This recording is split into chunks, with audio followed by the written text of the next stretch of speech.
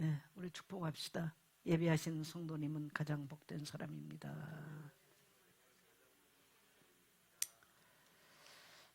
예, 우리 지금 태영 유아 베이비 바이블 스쿨, 제가 이름을 잘 몰라가지고, 예, 연일을 하시느라고 참 고생 많이 하셨고요. 하나님의 말씀이 증거되면 그 시대는 살아날 것입니다. 또 우리 다음 세대가 살면 우리 민족과 이 시대는 살게 될 줄 믿습니다. 예, 지난주 우리가 말씀을 좀 한번 상기를 좀 하면요. 이게 갖다 주세요.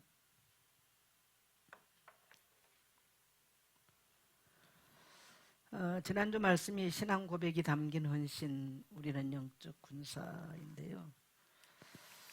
지난주에서 우리가 좀 두 가지, 이제 제가 헌신주의였기 때문에 헌신에 이제 포커스도 맞춰놨습니다만은, 첫째는 뭐냐면요. 출애굽 사건이죠. 이것은 출애굽을 통해서 뭘 경험했냐면 구원을 경험했어요. 6월절 피 사건을 통해서 그들은 어떻게 인간이 묶임에서 속량받는가 라고 하는 구원을 경험했습니다. 그래서 이들이 이제 예굽에서 피 바르고 나니까 그들이 구원받은 정도가 아니라 모든 그야말로 묶임에서 해방이 되어지죠. 구원은 뭐냐면 해방이에요. 자유가 일어나죠. 그래서 우리의 인생이 출애굽되는 사건이 엑소더스가 일어나는 거예요. 그래서 그들에게 이제 홍해를 건너죠. 홍해를 건너고 그들이 광야에 들어왔습니다. 광야는 우리가 신약에서 교회로 해석을 합니다.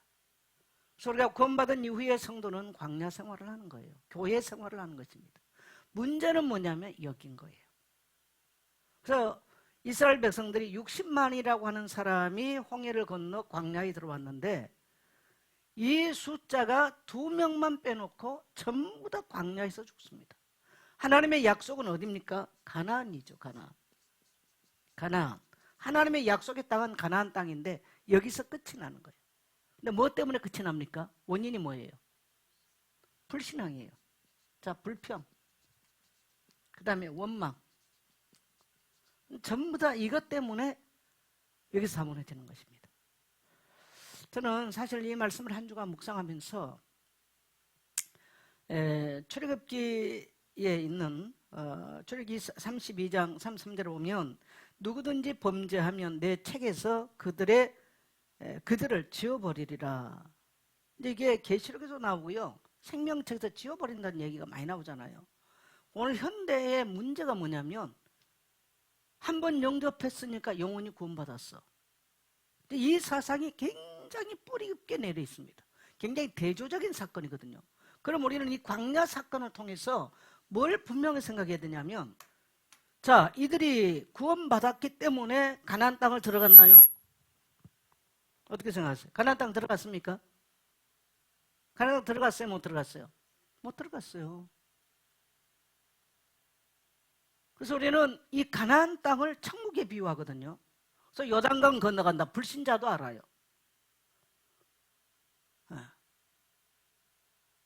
요단강을 건너가야만 그들은 젖과 꿀이 흐르는 약속의 땅, 영원한 안식의 땅에 들어가는 거죠. 그래서 이것을 우리는 신약에서 천국으로 묘사를 하고 있습니다. 천국 가는 것을 요단강 건너간다. 그래서 며칠 후 요단강 건너가 만나리. 성도의 죽음을 요단강을 건너간다고 표현합니다. 그러면 이 광야에서 요단강을 건너지 못한 성도들은 어떻게 됐을까요? 여러분 어떻게 됐을 것 같아요? 사실 여기에 대한 명확한 성경의 답은 없어요.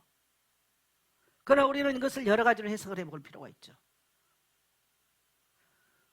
그래서 광야에서 불평하는 순간에 뭐가 나타났어요? 이들에게 불뱀이 나타났잖아요. 여러분 이걸 오늘에는요 꼭 기억해야 됩니다. 우리 입에서 불평이 나가고 불신앙이 나감과 동시에 우리는 누구에게 물려요? 불뱀에게 물리는 것입니다. 우리는 지금 영적인 눈이 어두워서 안 보입니다만은 우리가 그것을 하는 순간에 이 무시무시한 광야 거친 이 들에 숨어있는 이런 불뱀이 우리의 삶을 물어버려요. 그래서 민수기 14장 28절을 보니까 너희 말이 내 귀에 들리는 대로 내가 행하리라 그랬습니다. 그러니까 우리의 구원은 행위가 아닌 거예요.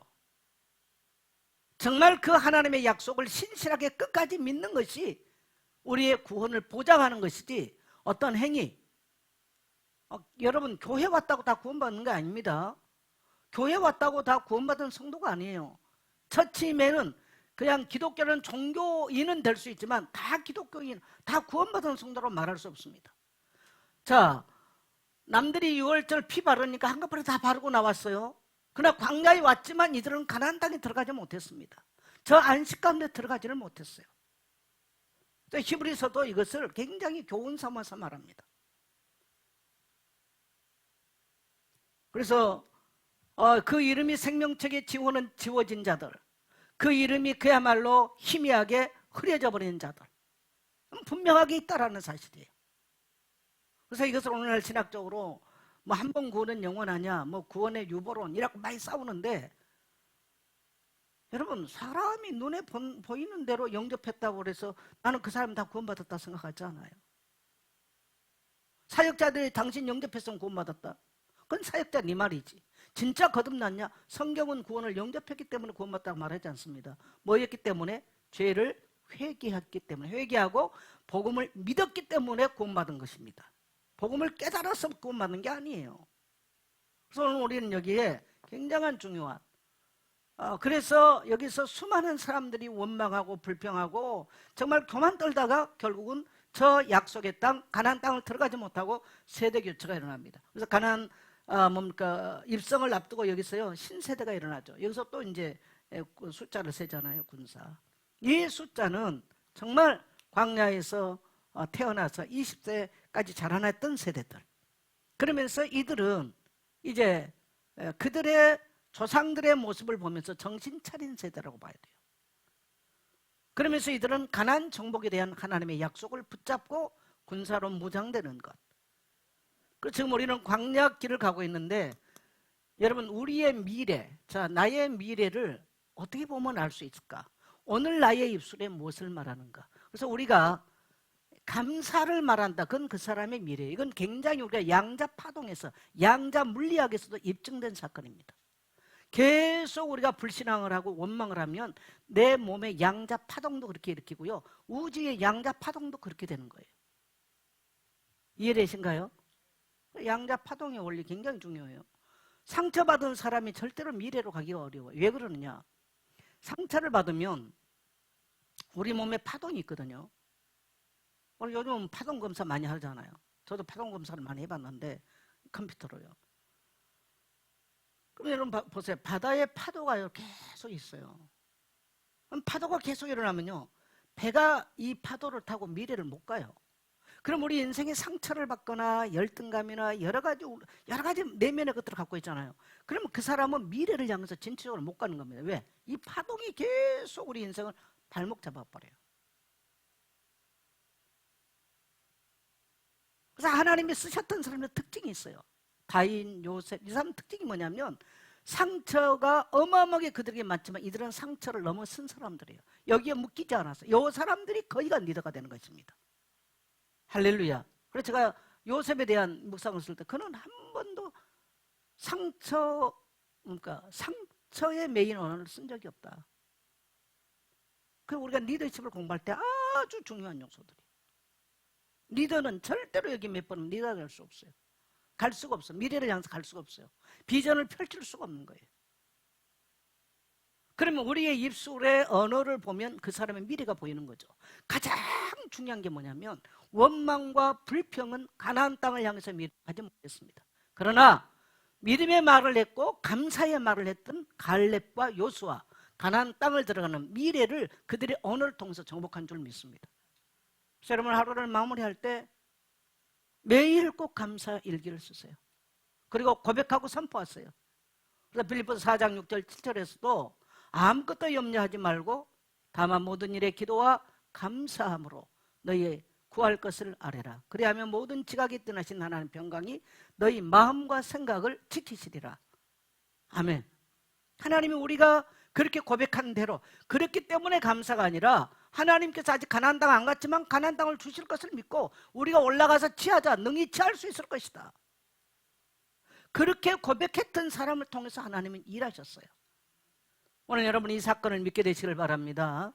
우리 기독교인들은요, 어떤 상황을 해석을 잘하는 게 기독교 신앙이 아니에요.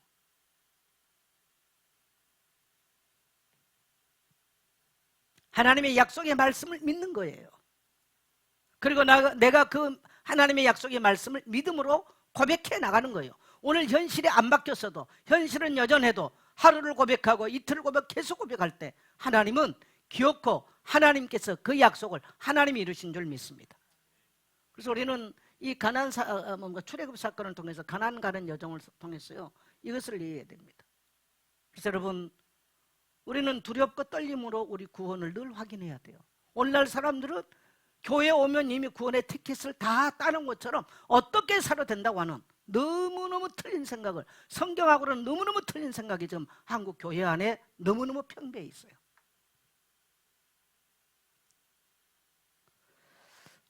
지난주 설교에 제가 이제 이 부분을 다 다루지를 못했잖아요. 짧은 시간이니까. 저는 개인적으로 이 생각을 굉장히, 그러면서 신명기를 읽으면서 그 100살이 넘은 그 노인이 왜 광야에 서서 저렇게 외칠까? 저는 신명기서를 읽을 때마다 눈물이 나요. 내가 이 고백은 몇 년 전에도 신명기서 읽으면서 했을 거예요. 그러면서 결국은 모세는 그 모래에 쓰러져서 모래에 묻히고 인생이 끝나는 것입니다. 한 인생을 보면 너무나 가슴 아픈 이야기예요. 그런데 그 100살이 넘은 노인이 무엇 때문에 그 광야에 서서 그렇게 외칩니까? 하나님 앞에 범죄하지 말라는 거예요. 너희들 출애굽했으니까 가나안 땅 간다는 얘기가 아니에요. 신명기는요, 십계명 재해설이거든요. 그리고 십계명을 적용시킨 이야기예요. 여러분, 하나님이 교회에 주신 축복 3가지가 있어요. 그 첫 번째가 뭐냐? 십계명이에요. 어떻게 살 거냐? 기준입니다. 이건 지켜도 되고 안 지켜도 되가 아니에요. 하나님의 백성은 하나님 법을 지키는 거예요. 두 번째 뭘까요? 예수님이 가르쳐준 주기도문이 있어요. 뭘 기도할 것인가? 세 번째, 우리 신앙 고백은 어떻게 할 거냐? 우리 사도들과 교부들이 가르쳐준 사도신조가 있어요. 사도신경이 있어요. 하나님이 교회에 주신 엄청난 축복 3가지입니다. 이게. 저는 우리 성도들이 이러한 확실한 신앙의 토대 위에 서기를 주의 이름으로 축원합니다. 자, 그러면 오늘 이제 우리가 골로새서를 하는데 한번 따라합시다. 그리스도 하나님의 영상 교회의 머리. 우리는 바울 서신을 읽을 때 3가지를 한 4가지 정도를 꼭 한번 생각해 봐야 돼요. 바울 서신을 읽을 때, 서신들을 읽을 때 첫째는 뭐냐면요, 언제든지 복음 강조예요. 두 번째로 뭡니까? 그에 관한 제자들의 이야기가 꼭 나옵니다. 세 번째 뭡니까? 세 번째는 그리스도의 교회. 바울 서신은 제가 이걸 시작하면서 교회론이다 라고 말했잖아요. 복음은 기독론이거든요. 바울 서신은 굉장히 기독론이 강해요. 기독론 중에서 오늘 골로새서는 굉장히 그리스도에 대한 기독론이 확실한 게 골로새서입니다. 그 다음에 뭡니까? 복음의 재생산. 이게 바울 서신이에요. 근데 이게 사실 사도행전의 핵심이에요. 사도행전의 핵심. 따라합시다. 복음, 그리스도의 제자, 그리스도의 교회, 복음 전파의 재생산. 이게 교회가 해야 될 중요한 요소들이죠. 교회는 다른 거 잘해 소용없습니다. 이게가 명확해야 돼요. 목회자는 이게 명확해야 돼요. 이 방향이 분명해야 돼요. 뭐 설교 사람 듣기 좋은 거 하는 게 아니에요. 교회는 목회자는 쓰면 예수의 복음이 분명해야 되고요. 그의 그리스도의 제자가 일어나는 데 초점을 맞춰야 되고, 그리스도의 교회가 이 땅에 건강하게 세워지는 데 관심이 있어야 되고요. 그 다음에 복음 전할 재생산이 교회가 확산되는 데 초점을 맞춰야 됩니다. 할렐루야. 그래서 여러분, 이것이 여러분의 삶의 방향 되시기를 축복합니다. 자, 그러면 자, 골로새서는 우리가 1장 9절로 23절까지 25절까지 읽었죠. 사도 바울은 지금 이 편지를 보낸 데가 어디라고요? 로마 감옥이죠. 근데 바울은 감옥에서도 염려가 많았어요. 바울은 자신의 안일 때문에 염려를 하지 않았죠. 왜 그랬을까요? 성도들이 믿음에서 흔들릴까 봐 염려했어요. 목회자도 해보니까 제일 염려된 게 뭐냐? 사실 제가 몸이 아프고 이것보다 더 염려된 거는 성도들이 복음을 버리고 믿음에서 떠날까? 항상 그게 염려였어요. 하나님이 목회자로 주의 종으로 부른 사람은 나는 이게 체질이라고 봅니다. 교회는 언제나 그리스도를 흐리게 만든 유혹이 많아요. 저는 오늘 이 시대만큼 유혹된 게 많은 것이 없다고 생각해요. 어쩌면 이렇게도 많은 혼란이 일어나고 갈등이 일어나고 정말 귀를 닫고 살았으면 좋겠어요. 눈을 닫고 살았으면 좋겠어요. 저는 그럴수록 정말 성도들이 하나님의 말씀을 읽어야 된다. 그리고 그 말씀 앞에 순종해야 된다. 여러분 신명기에서 요구한 게 뭐예요? 순종이에요. 순종. 신명기 책은 쉽게 말하면 순종이에요. 따라합시다. 순종. 순종하는 자는 들어가도 복을 받고 나가도 복을 받고 들에 가서도 복을 받고 우양의 새끼가 복을 받고 떡방주 그릇이 복을 받고 파지 않은 우물을 먹을 것이고 지치 않은 성읍에 들어갈 것이고 건축하는 집에 들어갈 것이고 심지 않은 포도 열매를 순종하는 자예요. 순종하지 않는 사람은 어떡해요? 나가도 저주받고 들어가도 저주받고 떡반죽 그릇이 저주받고 우양의 새끼가 저주받고. 순종과 불순종의 얘기입니다. 저는 우리 성도님들이 매일 말씀을 읽으세요. 매일 말씀을 읽고요, 그 말씀 앞에 내가 뭘 순종할 것이냐, 거기에 대한 명확한 결단이 있기를 원합니다. 제가 글을 쓴 거는 성도들이 읽는데 좀 도움되라. 여러분 길게 쓸 거 없어. 오늘 내가 순종할 게 뭐냐, 그거 적용시키면 돼요. 오늘 신명기 몇 장 그 말씀 있고 난 그 말씀에 내가 늘 거역했던 사람인데 이 말씀 앞에 순종하게 간단하게 그냥 쓰세요. 아주 투박하게. 할렐루야. 잘 쓸 게 없어. 여러분 잘 쓸 거 하나도 없어요. 길게 쓸 것도 없어요. 매일 이걸 하나씩만 해나간다? 그렇다고 여러분이 그런 걸 다 잘 사냐? 아니요. 하나님도 우리가 못 살 거 알아. 그렇지만 우리의 매일 고백, 우리의 기도 주님이 들으시는 거예요. 하루를 해, 한 달을 해, 1년을 해, 10년을 해. 우리가 지금 성령태 한 15년 계속했잖아요. 매주 1년에 한 독만 해서 15독을 했어요. 성도들이. 어떤 성도들이 1년에 4독씩 해. 지금 신종숙 권사님 같은 경우는 보니까 성경 이거 같이 하고 있어요. 그분은 이미 10독을 넘게 했어.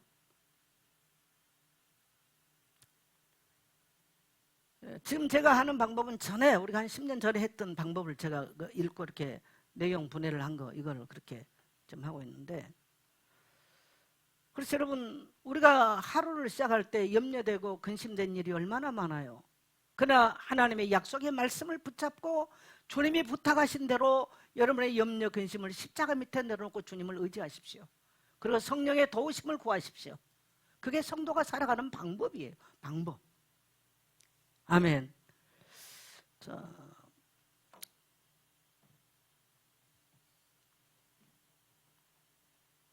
그 사람이 지식이 많아지고 경험이 많아질수록 그리스도를요 자꾸 약화시켜요.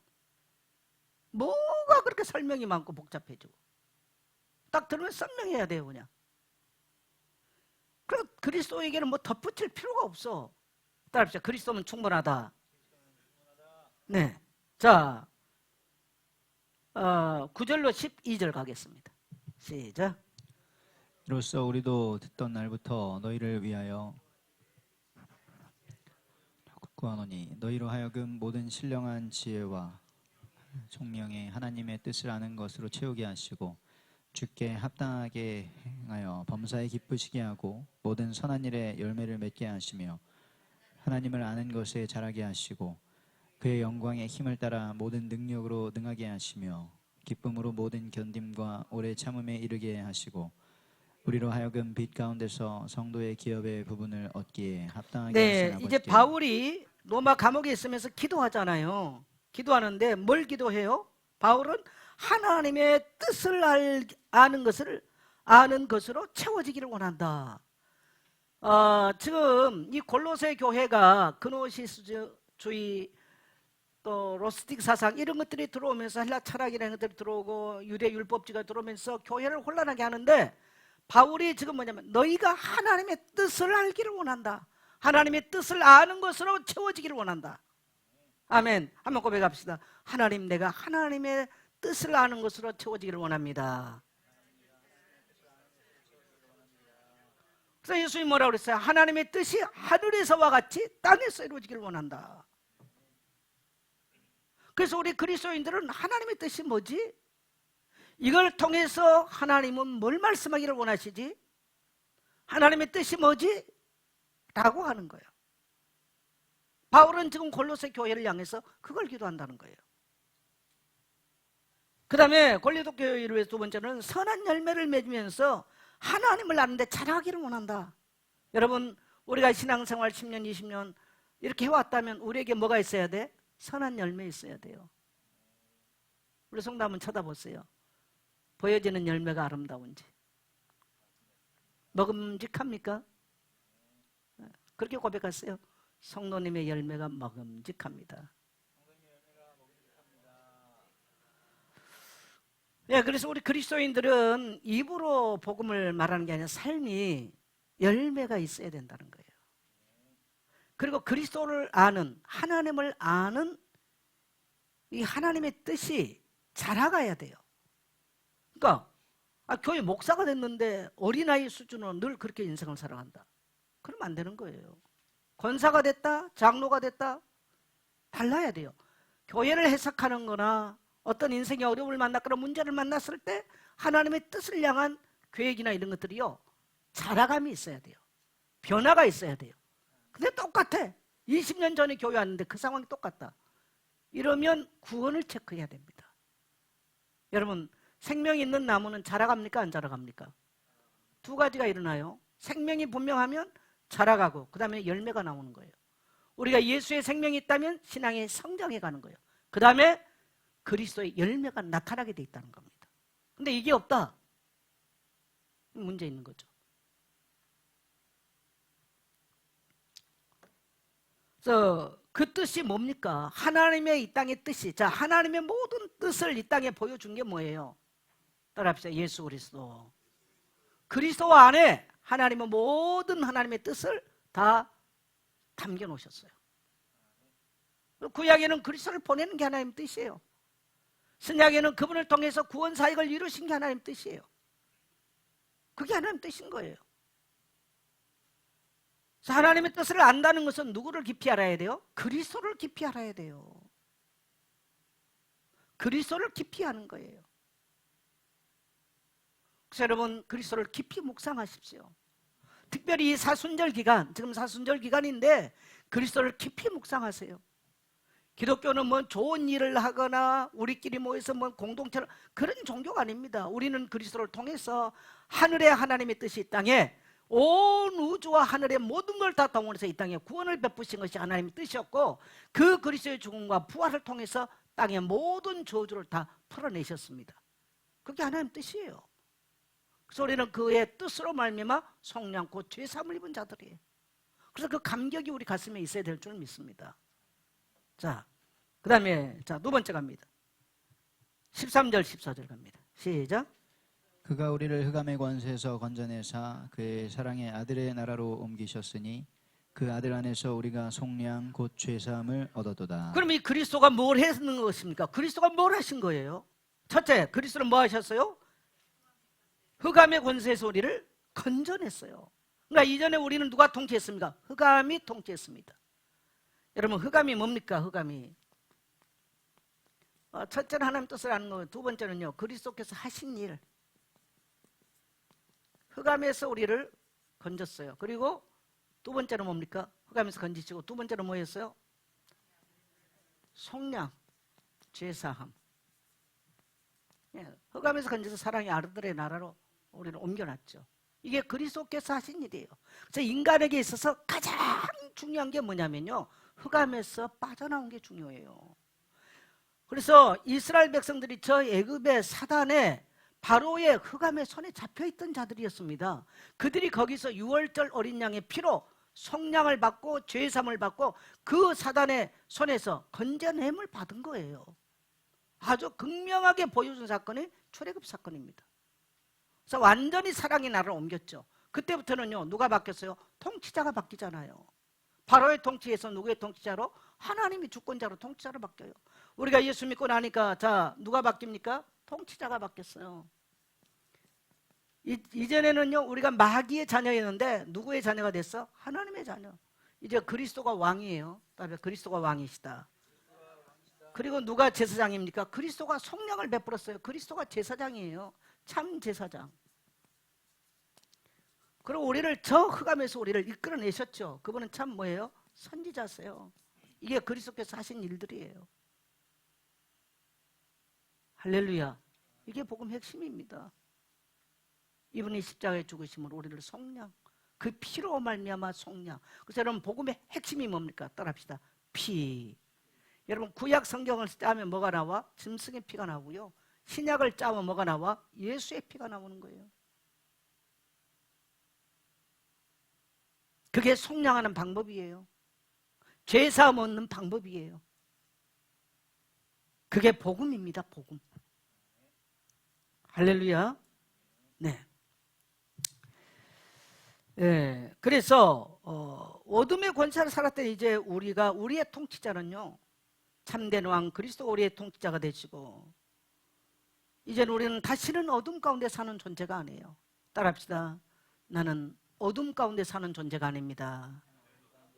그래서 여러분의 인생을 생각과 마음과 환경과 물질과 여러 가지로 어둠이 엄습할 때 선포하세요. 따라합시다. 나는 어둠에 살지 않는 존재다. 내 인생의 왕은 그리스도시다.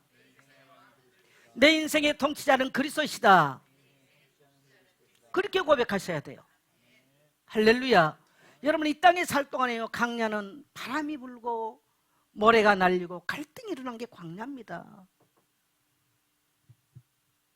정말 이게 광야라는 게 너무너무. 그래서 이번 한 주간 뭐 노래 잘 못하는데 광야라는 찬양을 많이 했어요. 이 광야에서 외치는 저 노장의 모세의 외침을 보면서 저 노인은 왜 저 광야에 서서 저렇게 외칠까?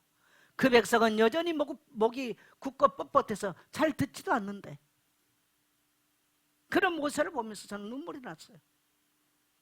그렇지만 십자가 앞으로 나가는 길이, 그리스도께로 나가는 길에 사는 길이기 때문에 그 길을 선포하는 거예요. 할렐루야. 여러분 세상이 지금 뭐 교회 우습게 알고요, 성경책 우습게 알아요. 안 읽어도 된다고 말해요. 교회들도 안 읽어요. 여러분 흔들리지 말게 되시기를 축복합니다. 우리는 광야길 간다 할지라도 이 길의 끝에서는 주님 우리를 기다리고 계시고요, 언젠가는 이 길의 끝날이 온다는 사실, 심판의 주 만왕의 왕 모든 인류의 통치자고 역사의 통치자신 주님이 우리의 끝날에 우리를 기다리고 서 계신 것을 믿게 되시기를 축복합니다. 구원은 죄의 사슬이 풀리는 것입니다. 그래서 그는 우리의 참된 제사장이 되시죠. 여러분 우리가 구원받는 순간에 모든 우리의 죄의 새 사슬이 다 끊어졌어요. 여러분 이제 우리가 다락방에 있을 때 자꾸 오해가 뭐냐면, 엊그제도 저 천안에 있는 어떤 목사님 설교인데, 이제 물론 모자이크 처리했으니까 모르겠는데 보니까 그분이에요. 죄가 뭐냐? 뭐가 윤리와 뭐 율법을 어긴 게 죄가 아니다. 죄는 하나님 안 믿는 게 죄다. 맞아요. 근데 완전히 틀린 말이죠. 여러분 인간이 하나님을 안 믿으면 어떻게 해요? 하나님을 안 믿으면 우상 숭배를 합니다. 우상 숭배를 하면 눈에 보이는 형상 섬기는데 밑으로는 음란이 흐릅니다. 이건 분명하게 십계명에서부터 금한 죄악입니다. 그리고 상처가 드러나고요, 분노가 일어나요. 이게 창세기 4장 이야기예요. 창세기 4장에 율법이 들어왔나요? 율법이 없는 시대입니다. 근데 하나님은 가인에게 뭐라 그래요?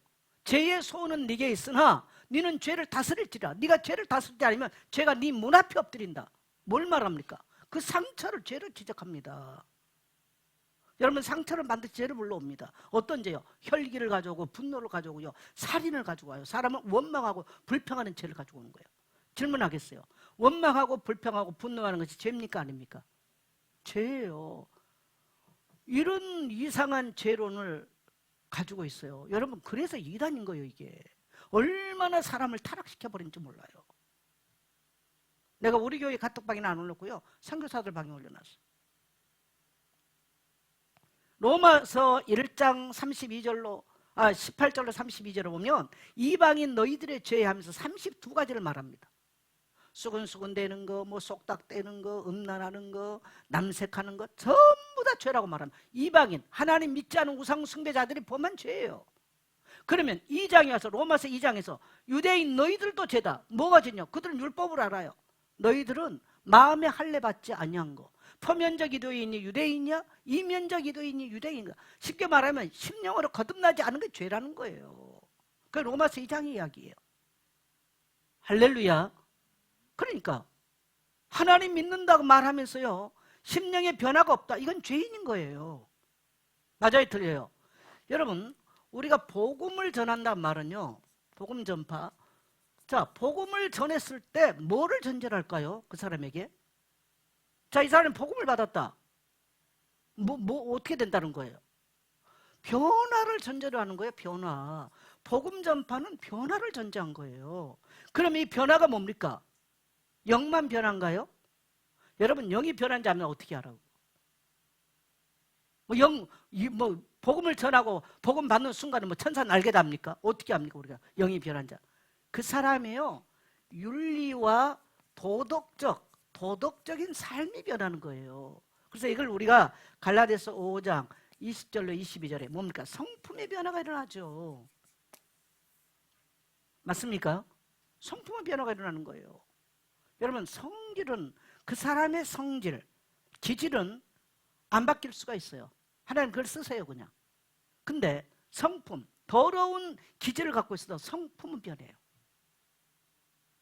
이해돼요 안 돼요? 이해되시죠? 성품과 성질은 다른 이야기예요. 성질은 그 사람이 가지고 있는 독특한 기질이에요. 그런데 못된 게 있어요. 이 성품은 변합니다. 복음이 들어가면. 죄를 쫓았던 삶, 뭐 상처에 매여있던 이런 것들은 이런 성품적인 것은 변한 거예요. 그래서 복음을 전할 때는 그 사람의 변화를 목적으로 해서 복음을 전하지 안 변하는데 왜 복음 전합니까? 여러분 동의하세요? 동의하시면 하면 하세요. 중요한 얘기입니다. 이 얘기는. 그래서 복음이 전파되면요 사회적으로 큰 변혁이 일어나요. 제도, 뭐 국가 시스템 큰 변혁이 일어납니다. 개인에게 성품의 변화가 일어나는 것입니다. 윤리와 도덕관이 달라지는 거예요. 성경적 세계관이 달라지면서 죄가 죄인 것을 알고 사람은 변하기 시작하는 것입니다. 이게 복음 전파의 목적이에요. 이해되신가요? 네, 중요합니다. 복음을 전하는데 안 변했다? 구원받았는 생각하셔야 돼요. 근데 자꾸 사람들이 구원 따로 이걸 따로 생각하는데 아니에요. 예, 자, 세 번째 갑니다. 15절, 17절 갑니다. 시작. 그는 보이지 아니하는 하나님의 형상이시요 모든 피조물보다 먼저 나신 이시니 그 만물이 그에게서 창조되되 하늘과 땅에서 보이는 것들과 보이지 않는 것들과 혹은 왕권들이나 주권들이나 통치자들이나 권세들이나 만물이 다 그로 말미암고 그를 위하여 창조되었고 또한 그가 만물보다 먼저 계시고 만물이 그 안에 함께 섰느니라. 네, 자, 그리스도는 어떤 분이라고요?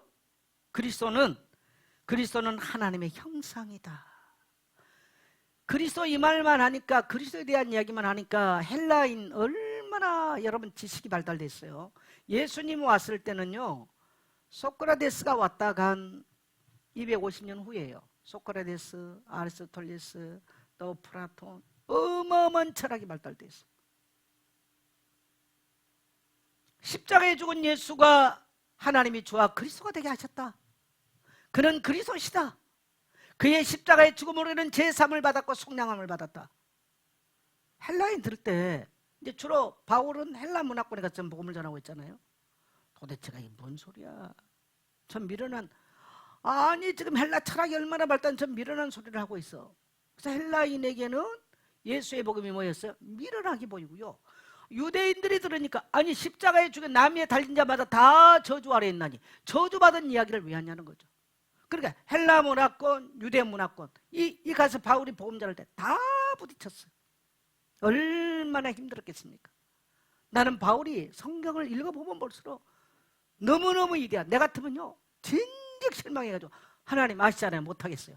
안 했을 것 같아. 오늘 우리가 이렇게 자유한 속에서도 우리가 복음을 전하면서도 지치고 고나다는 평이 나오는데, 기독교란 기자도 없는데 그런 세상에 나가서 복음을 전한다? 얼마나 어렵겠습니까? 얼마나 어렵겠어요. 우리 대한민국 사회에서는요, 예수 믿는 거 다 알아. 예수 이름을 안 들어본 사람은 없어. 교회 뭐한대? 예수쟁이들 다 알아요.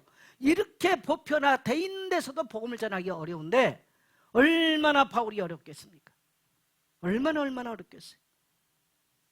그러니까 성도들이 예수 믿는 게 너무 적어 보이고, 여러분 예수 믿는 우리 자신이 너무 적어 보이고 교회가 적다고 느껴본 적이 없나요? 예? 있어요? 어떨 때 원장님 그런 생각 들었어요? 그러니까 어떨 때? 명예? 예. 상대가 내보다 더 명예가 있을 때 그럴 수 있어요. 뭐 이 땅에 살면서 어떻게 그래 안 느낄 수 있겠습니까? 바울이 그런 문화 속에서 복음을 전하면서 그리스도는 하나님의 형상이다. 그리스도는 하나님이 보입니까? 안 보입니까? 안 보이잖아요. 그리스도를 본 자는 하나님을 봤어. 그리스도는 보이지 아니한 하나님의 형상이다. 얼마나 명쾌하게 정의했습니까?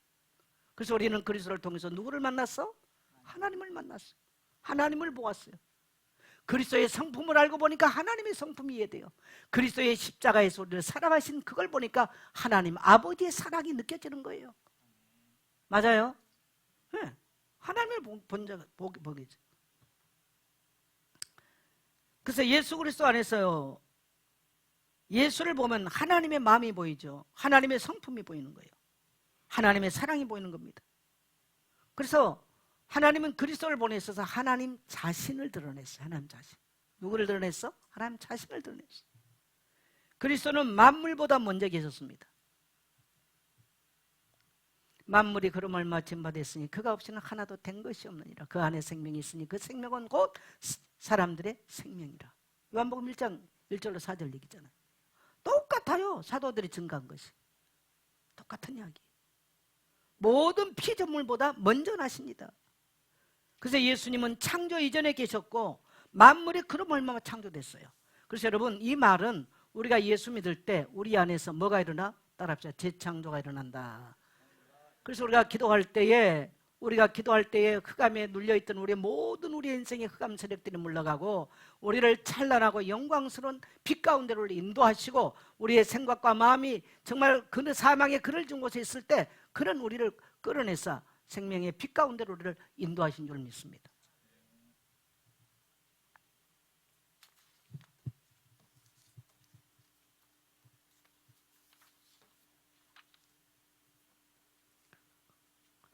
세상 문제가 더 커 보일 때가 있죠. 권세가 커 보이고 상황이 커 보이고. 나는 요즘 정권 보니까요 너무 무서워요. 여러분 한미 군사 훈련을 우리나라에서 지금 못하게 해가지고 미군만 한 거 아시죠? 미군하고 일본군만 했어요. 그래갖고 서해안에 가서 했는데 우리나라 국방부 장관이 중국을 향해서 하지 말라고 국방부 장관이 얘기를 했어요. 그리고 뭐라고 거짓말을 발표를 했냐? 미군이 사과를 했다고 해서 미군에서 이번에 발표를 했어요. 사과한 적이 없다 우리는 한국군에게. 그래서 공식적으로 미군과 합동이 끝났습니다. 또 지금 이재명 대통령이 뭘 발표했냐? 농사 짓지 않은 모든 땅을 다 매각해라. 그래서 누가 사냐? 중국이 삽니다. 합법적으로 중국이 파고 들어오는 모든 걸 다 줬습니다. 영상을 하나 봤는데 동대문에 우리나라 그 옷 디자인 하는 그 유명한 타운 있잖아요. 거기 다 중국계 됐어요 지금. 그리고 중국 음악을 틀고 완전히 난리가 아닙니다. 전국에. 그러면 왜 민주당은 그럴까? 중국 사람이 유입이 돼야 영원히 집권, 민주당 집권이 가능합니다. 왜? 이 저기가 늘어나기 때문에, 투표하는 사람들이 늘어나기 때문에.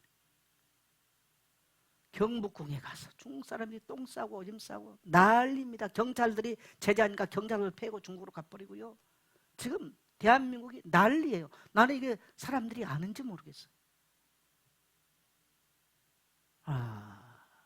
너무 심각합니다.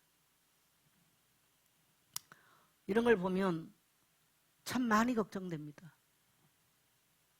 만물이 그에게서 창조되고 그를 위하여 창조됐다. 16절은 보이는 것, 보이지 않는 것, 왕권, 주권, 통치권, 권세, 만물. 그래서 우리가 그리스도인을 부르고 교회 안에 그리스도의 제자들을 나고 교회가 그리스도로 무장을 하고 그리스도의 복음으로 재생산이 일어난다면 이 땅의 그 모든 어둠의 세력들은 물러갈 줄 믿습니다. 나는 복음이 아니면 소망이 없다고 봅니다. 하고 싶은 거 다 할 수 있는 지금 대한민국은 그렇게 돼 있습니다. 자, 네 번째 갑니다. 18절 갑니다. 그는 몸인 교회의 머리시라. 그가 근본이시요 죽은 자들 가운데서 먼저 나신 이시니 이는 친히 만물의 으뜸이 되려 하심이요. 여러분, 교회는 건물이나 조직이 아닙니다. 이 건물이 교회가 아니고요. 예손교회 목사, 부목사, 무슨 장로, 권사, 집사, 청년부, 이 조직이 교회가 아니에요. 교회는 뭐라고요? 따라합시다. 그리스도의 몸이다. 교회는 그리스도의 몸이에요. 몸. 그리스도의 몸. 제가 다락방 하면서 제일 먼저 갈등했던 게 뭐냐면 교회론이었어요. 여러분, 제가 질문 하나 할게요. 교회가 전도 대상입니까? 섬김의 대상입니까? 교회는 전도 대상이 아니에요. 다락방이 기존 교회 다락방을 구분하면서 하는 큰 오류가 뭐냐? 기존 교회 전도 대상, 복음 없는 저 사람들 전도 대상으로 보는 거예요. 제가 제일 먼저 갈등과 혼란을 겪은 부분이 그 부분이었어요. 교회는 따라합시다. 그리스도의 몸으로서의 교회다. 이 땅의 모든 그리스도의 교회는 하나의 교회인 것입니다. 하나의 교회. 전도 대상이 아니에요. 신천지가 왜 와서 다 지들 이단이기 때문에 빼가는 거예요. 전도 대상으로 보는 거예요. 그게 틀린 겁니다. 교회론에서 아주 틀린 거예요. 그리고 교회는 뭐 해야 돼요? 거룩해야 돼요. 죄로부터 거룩하는 것이 교회입니다. 우리가 부족하지만 예수의 피로 씻음을 받고 거룩한 삶을 힘쓰는 것이 교회입니다. 맞습니까? 세상과 구별되는 거죠. 교회는 그리스도는 교회의 머리는 그리스도가 머리예요. 자, 머리가 둘이 되면 몸은 어떻게 될까요? 혼란을 일으키죠. 머리가 둘 되면 안 되는 거예요. 그래서 교회가 혼란한 이유는 머리가 바뀌면 문제가 와요.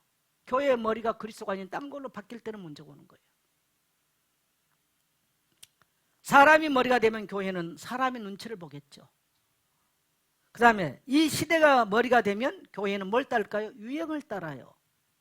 이 시대가 딱 교회 머리가 돼 있어. 딴 데 뭐 하지? 그러면 전부 다 세상을 쫓는 거예요. 그러면 세상 유행을 쫓다 교회는 무너져 버려. 따라합시다. 교회의 머리는 그리스도시다. 사도 바울이 이러한 정의를 안 해놨다면요 큰일 났을 겁니다. 그래서 그리스도가 머리이신 교회는 뭐가 일어나요? 생명의 역사가 일어나요. 생명의 역사. 머리는 뭘 설정합니까? 방향을 설정합니다. 딱 머리가요 이리 가야 되겠다. 모든 판단을 누가 해요? 머리가 하는 거예요.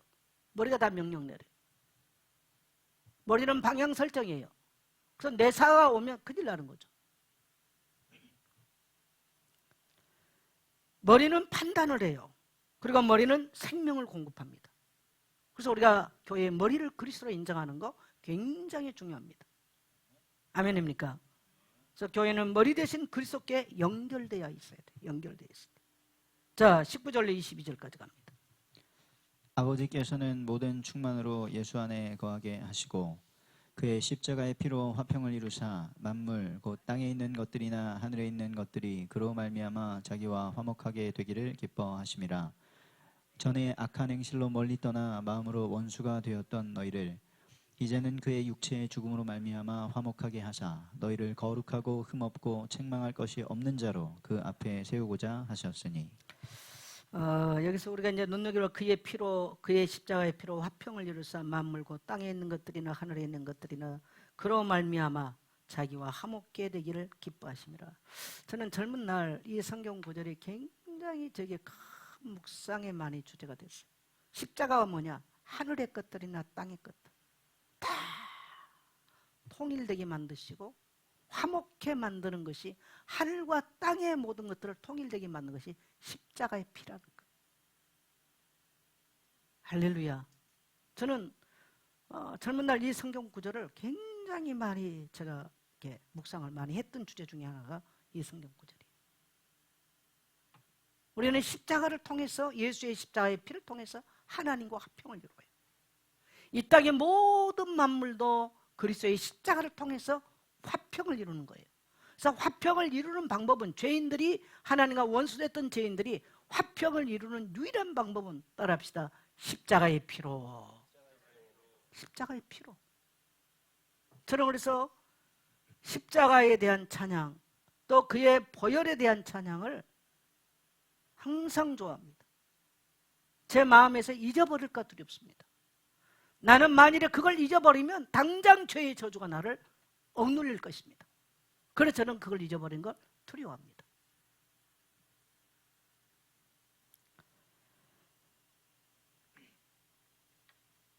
이 십자가의 피로 자기와 화목케 하셨어요. 여러분, 어떤 우리의 인생의 문제가 있어 하나님과 원수돼서 우리가 마귀의 노략거리가 되고 조롱거리가 된다 할 때 두려워하지 마세요. 십자가의 피로 화평을 이루어 주셨습니다. 믿게 되시기를 축복합니다. 담대히 은혜의 보좌 앞에 나가십시오. 두려워하지 말고 십자가 붙으십시오. 두려워하지 말고 그 피를 어루만지십시오. 그러면 살게 되어 있습니다. 자, 그 다음에 21절을 보면 우리는 하나님과 원수되어 있었죠. 생각으로, 행실로, 삶으로 하나님과 멀어졌어요. 그런데 예수의 피로 어떻게 됐어요? 화목이 이루어졌어요. 예수의 육체의 죽음으로. 육체의 죽음이 뭡니까? 십자가의 죽음입니다. 하나님의 최고의 사랑은 십자가의 죽음이에요. 여러분, 예수님이 십자가에 죽지 않고 말로 할 수 있어요. 그러나 십자가에서 육체를 철저하게 깨뜨렸어요. 왜? 우리가 육체를 가지고 범한 죄가 있기 때문에 그래요. 육체의 죄가 있기 때문에. 우리의 생각과 마음에, 우리의 생각의 죄가 있기 때문에 그분은 머리에 가시관을 쓰시고 우리의 생각으로 지은 죄를 사하셨습니다.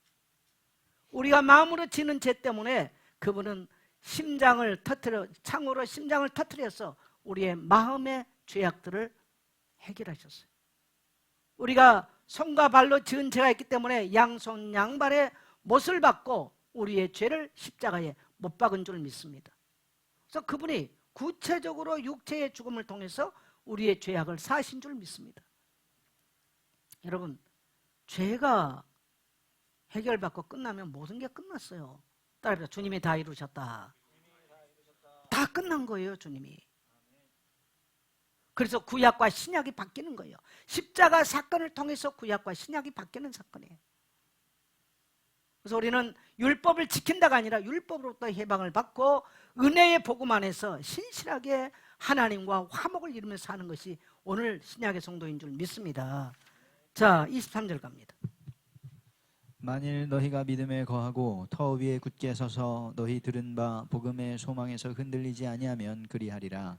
이 복음은 천하 만민에게 전파된 바요 나 바울은 이 복음의 일꾼이 되었노라. 네, 어떤 일이 나도 믿음에 굳건히 서서 터 위에서 흔들리지 마라. 그리스도 위에, 그리스도 복음 안에서 이 그리스도 언약을 해서 흔들리지 마라. 고백합시다. 나는 어떠한 문제가 와도 그리스도의 복음 위에서 흔들리지 않겠습니다. 우리는 자주 흔들리죠. 환경 보고 흔들리고, 감정에 흔들리고, 관계에 흔들리는 거. 여러분, 그때마다 그리스도에게로 돌아가십시오. 복음으로 돌아갔어요. 복음은 변하지 않습니다. 복음은 어제나 오늘이나 영원토록 동일하십니다. 우리가 범죄하고 넘어져도 다시 일어나서 7번 넘어져도 8번 일어나서 십자가 밑에 나가 죄인 된 것을 고백하고 하나님께 용서를 구한다면 하나님 우리를 받아주시고 용납해 주시고 우리를 불쌍히 여기시는 하나님이십니다. 교회와 성도가 살 길이 뭐냐? 세상은 커 보이는데 우리는 너무 적어 보여. 이러면 죽어요. 따라합시다. 내가 믿는 그리스도는 많이보다 크시다. 그렇게 생각, 늘 고백해야 돼. 그래서 하나님의 말씀이 내 생각과 내 입술에 담겨 있어야 돼. 자꾸 세상 말은 많이 나오는데 그게 안 나온다? 어려워져요. 흑암이 덮쳐버려요. 입술을 마귀가 잡아버려요. 자, 그리스도는 하나님의 형상이요 만물의 창조주시고 교회의 머리시고 그의 십자가로 화목을 이루신 구세주시고 그리스도를 잃으면 교회는 존재 이유가 없습니다. 그래서 오늘날 교회들이 그리스도를 잃어버려요. 교회는 사실 교회가 아니에요. 한 사람들이 모이는 모임의 장소이지. 존재 이유가 없어. 뭐 숫자가 많이 모이는 게 목적이 아니에요. 그리스도를 붙들면 어떤 시대에도 교회는 승리합니다. 여러분 굳건하게 붙들게 되시기를 축복합니다. 다시 결론을 맺자면 교회는요 그리스도의 복음이 분명해야 돼요. 두 번째, 그리스도의 제자, 이 복음을 아는 제자들이 일어나야 돼. 이것을 위해서 기도해야 돼요. 그리고 그리스도의 교회는 그리스도의 몸이요 그리스도가 머리이신 것. 예. 그래서 우리는 이 땅에 뭘 세워야 돼? 따라서 그리스도의 교회를 세워야 된다. 여러분 우리는 죽고 언젠가는 이 세상에 남지 않을 겁니다. 위대한 영도자 모세도 영원하지 않았습니다. 저 가나안 땅에 들어가기를 소망했지만 못 들어갔습니다. 그리고 모래 위에서 죽고 생이 끝납니다. 우리도 언젠가는 그렇게 끝나는 거예요. 이 땅에 뭘 남겨놔야 될까요?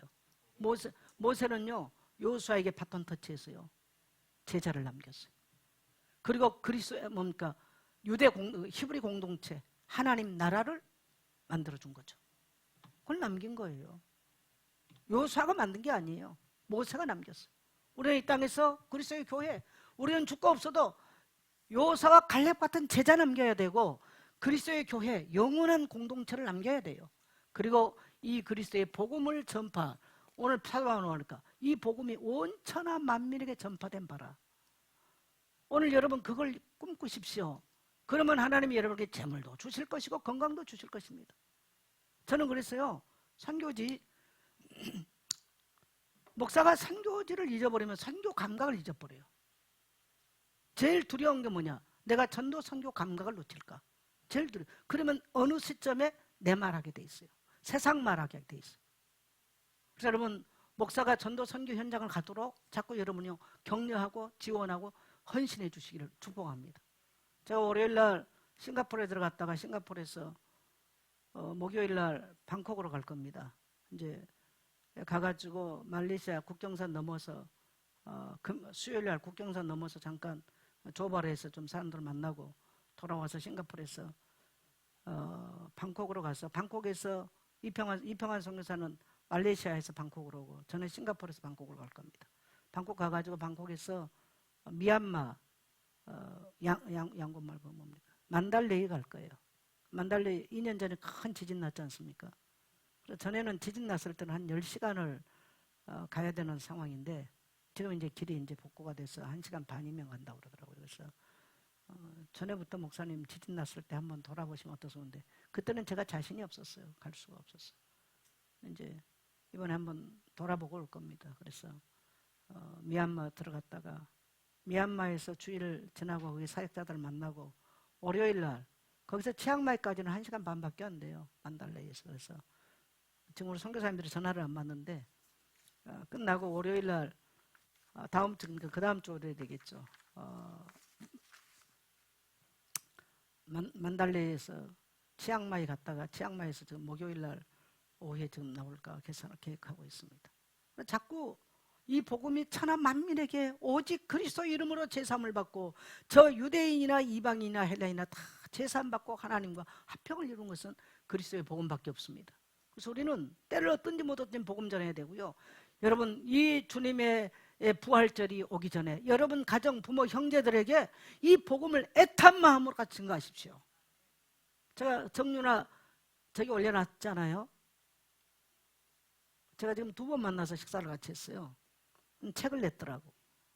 그래서 제가 100만 원 주고 내가 책 50권 구입을 해왔어요. 가정에 한 권씩 내가 이번 다음 플로잉 하려고. 근데 굉장히 은혜돼. 내가 그 자매를 장가장을 만나서 얘기 대화를 보면요. 아마 여러분이 그때 다니엘 기도를 통해서 아마 들었을 때부터 방송으로 많이 나오기 때문에 이 자매는 참 정말 예수 믿는 사람들이에요. 정말. 그 짧은 일반 그 유튜브 올라온 거 내가 오늘 아침에 올려놨는데 잠깐 만나서 이야기를 해도 얼마나 그런 뜨거운 열정이 있는지. 그래서 어쩌면 우리 한국교회 좀 냉랭한데 또 그런 탈북자들 그런 살아있는 자기는 신의 악단을 3번 보고 내가 살아있는 신의 악단이라고 자기는 생각한대요. 자기가. 그 사람 바이올린 전공이잖아요. 여러분 그런 도전 자꾸 받으시고 따라합시다. 다시 복음 앞으로, 다시 그리스도의 제자로, 그리스도의 몸을 세우는 자로, 복음의 재생산으로. 그래서 여러분 꼭 이번 부활절에 여러분을 통해서 정말 단 한 명이라도 여러분을 통해서 교회화되어서 교회를 세우는 일들이 나기를 축복합니다.